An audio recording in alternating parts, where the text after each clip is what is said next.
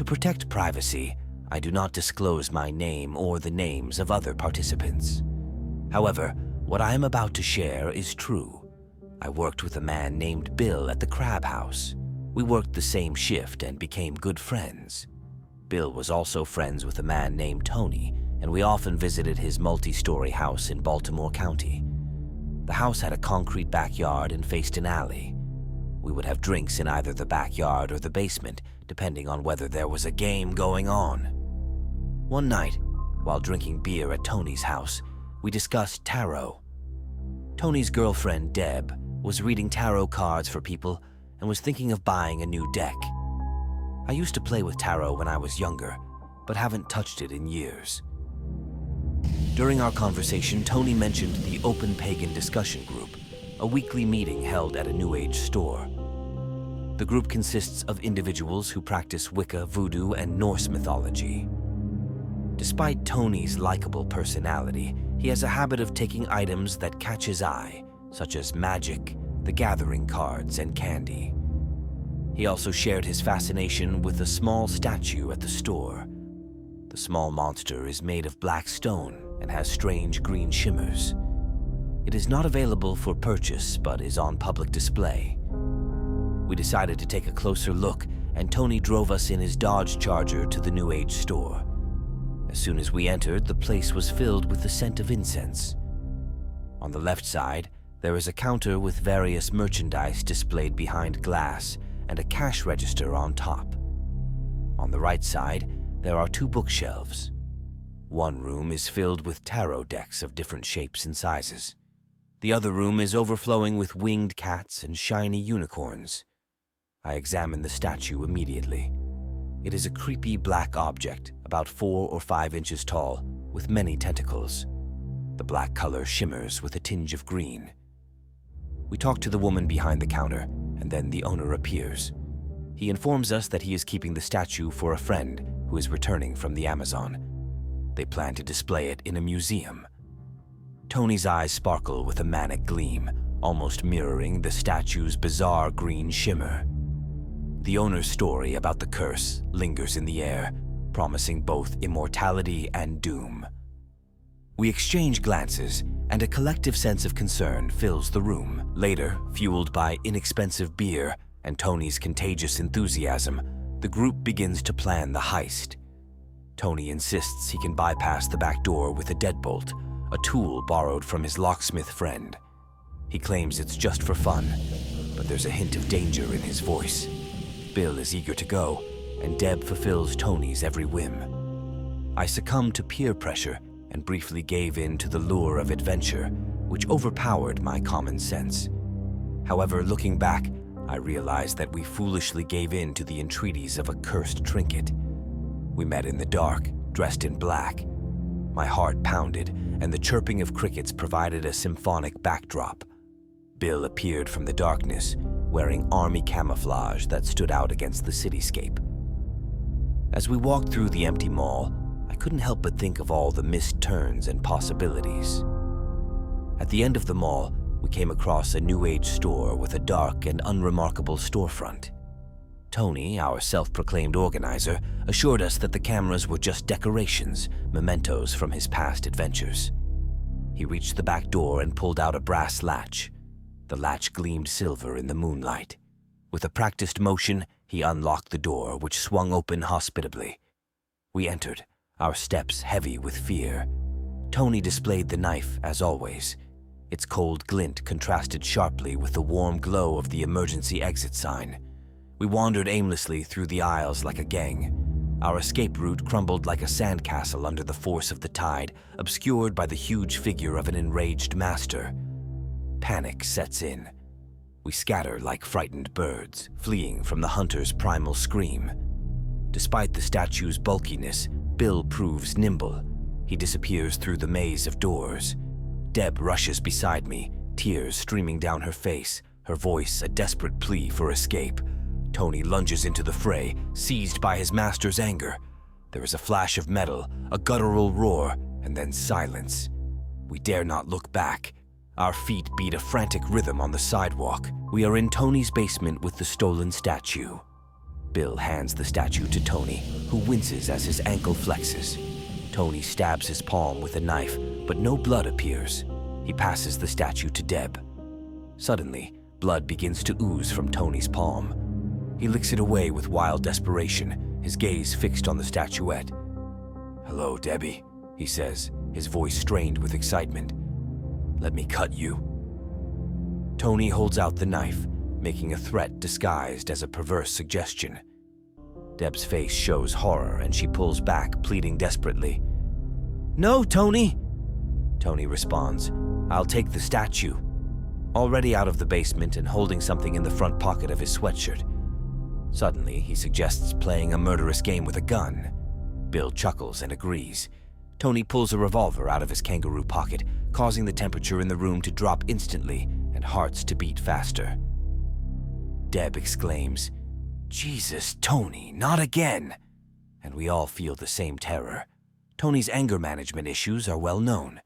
It's unusual for him to suddenly pull out a gun, and he seems to enjoy teasing us with it. He insists it's just a game, but Deb disagrees with him. Bill starts to object when Tony throws him a stern look, but he averts his eyes. Tony says, "I want it to be Debbie's turn now." Bill hesitates, knowing that Debbie hates being called by that name. Tony talks him into doing it, and after some hesitation, Bill hands the gun and statue to Debbie, who reluctantly takes it. He looks at her grimly, hesitant to challenge her, and says, "Tony, no." "Tony, I'm scared," she says. "Please, Tony." Tony raises his gun and stares intently at Debbie. He demands that she raise the statue, or he will shove it down her throat. Debbie cries, begging him not to do it. Tony growls and insists that she take the statue. He quickly raises the gun, straightens his elbow, and aims it at her face. She sobs silently, startled, and slowly reaches down to pick up the statue. The blast from the gun's muzzle causes us all to jump back, except Tony. He has burning eyes and a cold expression on his face. In slow motion, I watch the bullet fly out of the gun, spurred on by adrenaline.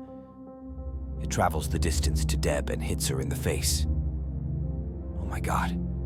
I see it enter her face. In slow motion, I watch the bullet fly out of the gun, spurred on by adrenaline. It travels the distance to Deb and hits her in the face. Oh my God. I see it enter her face. Time goes backwards. My ears are ringing and my heart is pounding. I'm shocked. She took a bullet. I don't know how she did it, but she did. There was a look of horror on her face after the bullet hit, but miraculously she was unharmed. There was silence in the room for a moment, until Tony broke it with a hoarse laugh. Meanwhile, Bill looked pale and sickly. Deb froze, eyes wide. Tony looked like the smiling schoolteacher who says, "Whatever you do, don't put the statue down, ever."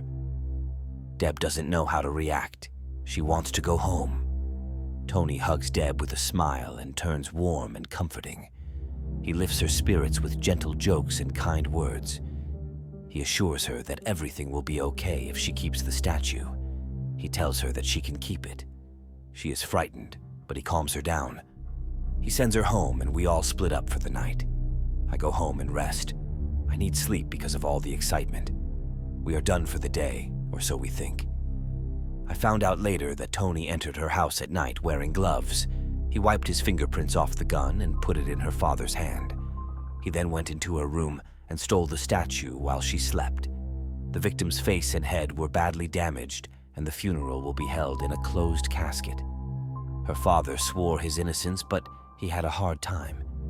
In addition, the store owner was found dead on the floor. The police did not connect the two murders.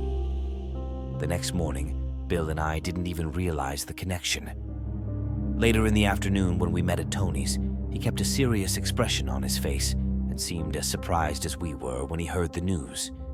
He said, "She must have dropped the statue." We asked where the statue was, but he had no idea. It wasn't until a few weeks later, after the funeral, that we saw him again with the statue. I was amazed, but he was unfazed. The statue is back in his house. We are in his domain.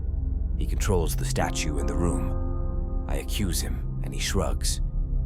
I threaten to call the police, but he scoffs and says, "Go ahead."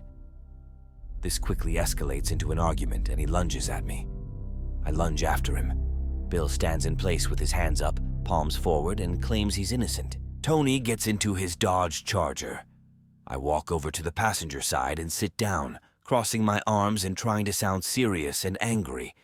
He looked disinterested and brushed me off with a wave of his hand. Despite my accusations, he remained unfazed, shrugged, and drove off. As he pulled onto the open road, his speed increased dramatically. Trees and buildings whiz by on either side of us. I glance over at him and fasten my seatbelt. He looks smug and deliberately doesn't buckle up, relying on the statue to protect him in case of an accident. We whiz past other cars, going too fast. I try to snatch the statue from him, but he yanks it away and elbows me in the nose. He starts talking and cursing at me, and we both scream as he suddenly turns the wheel to the right and we rush down a side street. We quickly whiz past pedestrians, parked cars, houses, and a woman walking her dog. A toddler rides a tricycle, his father directing him with his hand on the child's back. I ask him to stop the car.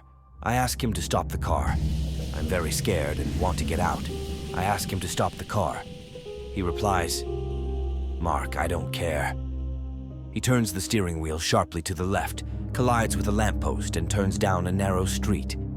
I recognize our location. We're in mortal danger. We've come to a dead end. It's about 1 mile to the end of the road, and beyond that is dense forest. He hits the gas pedal hard. I see the statue and try to grab it, but he pulls it away. I climb on top of him and he jerks the steering wheel sharply, picking up speed. We pull into a cul-de-sac. A short fence and a red sign are all that separates us from the dangerous trees. I hold tightly to the steering wheel as he guides us along the curb. He's about to steer us over the fence and toward the tree. He's laughing uncontrollably. I feel desperation and panic. I grab his head and pull him toward me, but not to hurt him, but to bring his hand with the statue closer so I can grab it. The trees surround us.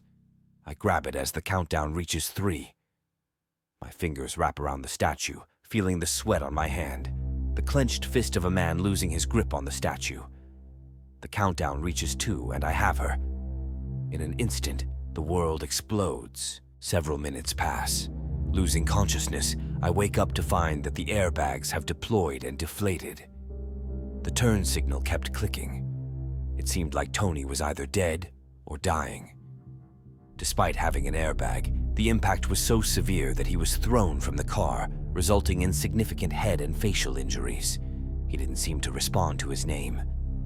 I unbuckle my seatbelt and pull out the statue.